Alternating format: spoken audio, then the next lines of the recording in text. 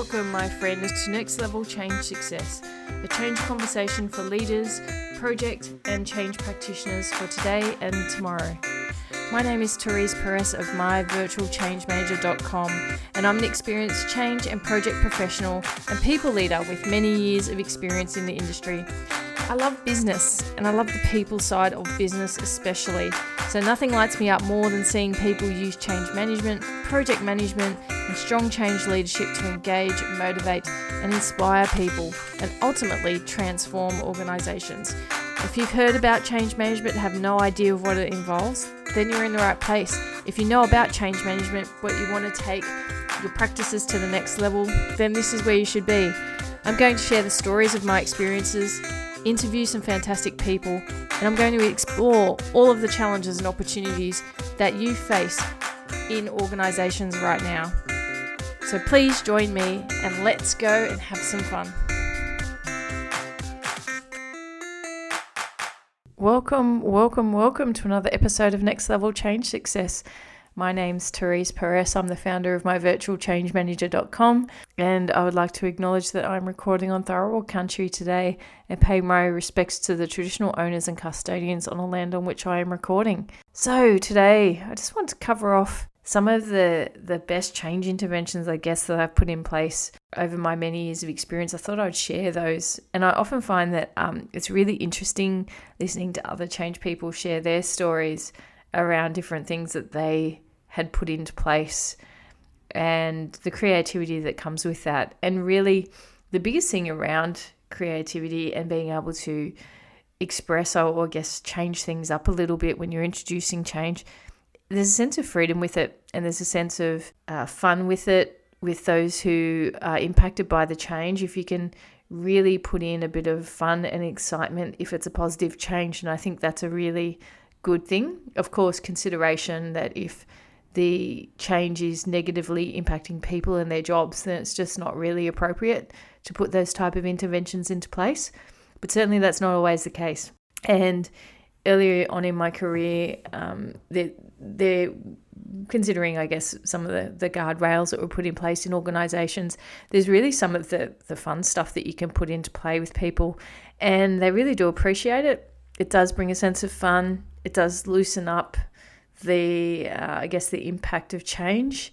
It does mean that people can jump on board a lot sooner and enjoy it, ride it. And also when it comes to, the go lives and implementation, it means that people are really ready for it and engaged on it because they've had a lot of fun along the way. So the first example I have is early in my career, putting into play a new recruitment system. And I was working with a group of people who were quite young and fun with recruitment teams. Oftentimes, a lot of recruitment teams are younger in their demographic. And so they were actually going to be thrown into the deep end when it came to the change process. They were going to be training hiring managers on the new process. And there was a certain amount of, I guess, discomfort with that from their perspective of hand-holding, being the trainers for people who were going to receive the new system. And so there was a bit of a change process to undergo with them. And part of that I wanted to just bring in the fun, which also within those parameters, the leader of the team was very generous in letting me have a lot of fun with the people in his team. So we did a range of competitions, and I have to say it was like every Friday there was something new new challenge that I would give them, and they really enjoyed it, stepped up to it. We had a lot of fun actually, I think, all together in not just me putting out new challenges, but the teams, and there were the 3 different teams who were all competing against each other, also had fun in meeting those challenges. So I guess I had those aspects of competition, which a lot of people do enjoy, competition, and fun based on, and a bit of focus obviously on the system implementation that was going to happen. So the first kind of challenge we put out to the team, or I put out to the 3 teams, was to create a poster to promote the system. And so they had a week to put together a poster, and then I'd get other people from the business to judge it. And I think at one stage, through putting these change interventions in place or these little exercises in place, someone mentioned about to the leader of the team around, it seems like the team's having too much fun. Are they really getting the work done? And certainly he was more than happy to respond back that, of course, they were. This was just how to ensure that they were engaged on the change that they were about to roll out. So do know that you may get challenged if the fun obviously is very visible to others. Sometimes there can be a bit of that jealousy that arises. So it's always important that the people leader of the teams in which you're rolling out these type of interventions are across it and supportive of it, because you might need that top cover, just as I did for this period of time. So the first one was a poster challenge. Poster challenges are always kind of really, I think, well accepted across business areas. It may seem in some businesses it'll be like, oh, that's just, too infantile. But the reality is that it's not. Everyone enjoys being creative, and you can get some really good ideas as well from posters. And in fact, you don't always have to go with a glossy here we go poster. It can be a catchphrase that someone comes up with that you decide to roll out as part of your overall change program. There might be an interesting message in there that you didn't pick up yourself when you were looking at the communications. So it actually does serve a purpose if there's something you can identify, potentially a gap in your own creative thoughts insofar as your system rollout. So the first one was a poster.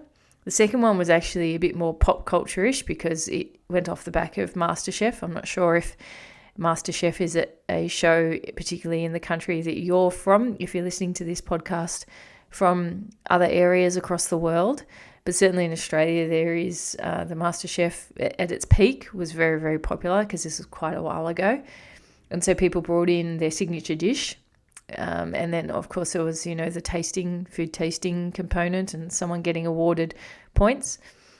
And the third one was around, I believe, the naming of the system, which certainly was something that the teams weighed in on. So there were 3 weeks, I think almost 4 weeks of activities that we did from week to week, where teams got points, and at the end of that, the team, obviously they had the most points, also achieved and were rewarded with the win. So, and apologies for my voice at the moment, I'm just recovering from a bit of a lurgy, but the fun that ensues with this type of intervention is something that also helps the energy around the program that you're running.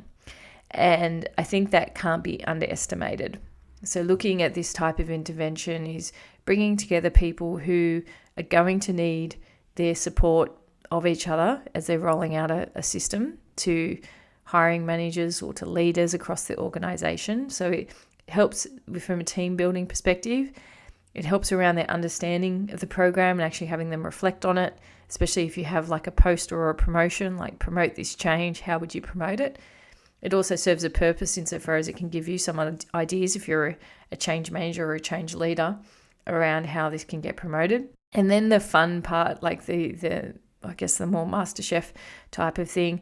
I mean, obviously the dishes that were created were also shared amongst the group. So it is part of that community building. And that's really the focus of these type of exercises, was just to have a bit of fun, do a bit of team building, get people focused on what they're going to be delivering inadvertently as part of the fun. And then it helps around the readiness for the change itself. So that's one intervention that actually worked extremely well with that group. Now, of course, you have to consider the cohort that you're working with. So it may not necessarily be those type of activities. Just think about how you can build the team ethos if that team is going to be helping to roll out the change and have a bit of fun with it. The second example that I've got is around, and it's a very simple one, oftentimes almost mocked by leaders in the organisation or by people who are potentially a bit not necessarily on the fun bus, but once again, who might kind of think, oh, it's okay if we have to, but it's about naming competitions. And this naming competition, there's a reason for wanting to do that from a change perspective. So if you've got a new system, if you've got a new product, if you've got a new, new policy, if you've got something that you want to have a bit of fun with again, yet also get buy-in and ownership from the business, I say give the naming option over to the business themselves. You see this often with communities. So I think there was the Ferry McFerry piece I posted recently on my Instagram around, it was a local council that had a snowplow. There were some quite funny names that people came back with, and then people could vote on those names. This type of naming competition really does help, and it helps people actually own what is getting delivered. If the name of it comes from the group, the staff themselves, or the community, has people just relate to it as something that they own. And that is why you do run a naming competition. And I think the most important thing, because you may not be aware of it, but oftentimes behind the scenes, there might be managers who are like, no, we don't want that name, so let's only offer these 3 names for voting. You got to stop that. You actually have to be genuine when you're running naming competitions and ensure that the options that people provide, as long as they're not obviously inappropriate, can go back out to the general population for voting. And then once the votes are in, stick with that. So there's no internal override of an individual at a senior level who might have an individual preference. It's actually about the people having their say. And more, because of the environment in which we're in and the general climate that we have with our communities, that authenticity is really important. So authenticity, ownership, community, whether it be internal or external, having their say, and then that sense of ownership that comes from that. That's why you run a naming competition. The other thing, which kind of lends itself to the same theory and ethos, is that at one stage with having refurb happen, the suggestion I had was, let's get people who are local photographers. So obviously within a lot of business areas, there are people who have photography as a hobby, and put it out there. This was in a particular regional area. Put it out there for people to submit photos of landmarks in that regional area, and then choose the appropriate photo and then use that as a mural or a shadow image on the actual office areas as part of the refurb. And that also was well accepted, well participated in. And then, once again, you have a piece of the staff and a piece of the community who are going to be using that office environment that's there from an enduring perspective, and it's a photo that someone's taken from the organisation. So those type of things are really, I think, great insofar as, once again, having that sense of ownership and belonging, and how you can create that authentically on the ground in association with an office refurb where people feel like they don't have choices about where their team's going to sit or what the environment looks like. But actually they've had a activity where there are team members who've been able to participate, and then selection which has happened, and then a part of that person's individual work and thumbprint in an enduring fashion as part of that office refurb. So these are the things that also was an intervention which I was quite proud of having that idea and seeing that executed, and knowing that someone from those teams in that area have had a hand in creating that office environment. So quite key. And I have also seen this in the form of artworks as well. So just to let you know, so where there are potentially teams that you have sitting in the area that is getting redesigned, and that they can create an artwork as a team that can be hung in their area once the new office refurb is complete. Once again, it's that sense of ownership, sense of belonging, sense of co-creation and co-design. So this is a couple of ideas if you're working on such a change that can be really effective. And then the third one is around local teams creating their own change plan. So if you're working on a big transformation piece, and oftentimes there can be change practitioners who really want to control and manage the change to the nth degree for every single business area, and it's simply not possible. So the third intervention or third way of approaching the change, which I think is always effective, is to have not necessarily just change champions. You might have the luxury of change managers who are covering particular areas. Part of it is around having individual change plans at the local level. So having a broad enterprise-wide change plan that you're in charge of and delivering. However, you are working with and collaborating with representatives from each business site to create their own change plan.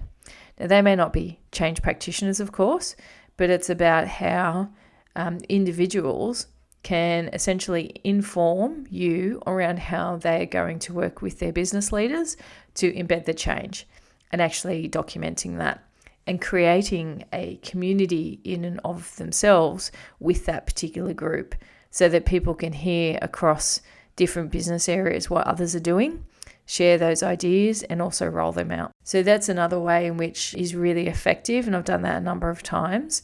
And I have to say a big shout out to the executive administration or operational manager leaders and team members across these business areas, because they're typically people who I work with when rolling out transformational change. And they really do know the business. They know how it works. They work very hard and ensure that all of the pre-go live activities are completed and post-go live activities are undertaken. So they really are the unsung heroes of change oftentimes, especially EAs, executive administrative assistants. I'm just going to say EAAs. But they're, first of all, I often find fabulous human beings, but they're also very, very capable in being able to operationalize change and can provide some fantastic feedback about what's going to work and what isn't. And they know their local business environment, so they know how to roll out change.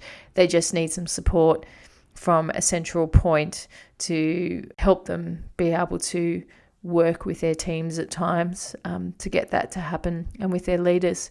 So 3 different tips for you around different interventions to put into place the next time you're leading and managing change. We have the quizzes or the challenges that you can have pre-go live if you've got a group of people who are going to help roll out the change. The second is naming competitions or photographic competitions or even design competitions that you can run to help promote the change itself, so that that's a really strong piece of ownership. And the third is about working with those key roles for them to design their own change plans and own implementation and embedment plans within their own business areas. So 3 ideas. Hopefully some of that has helped. If you're rolling out a change across business areas, you might want to try one of those interventions with the groups, remembering it's how you approach it which matters, and making sure that you also have a bit of top cover in case you need that. So 3 just quick ideas for you. I hope you've enjoyed today's episode. It was short, sharp, or it seemed that way anyway, short and sharp for myself. Apologies for the frog in the throat, just recovering from a bit of a lurgy. We're heading into change of seasons, so obviously the weather variations caught hold a little bit, as has my little one with his germs.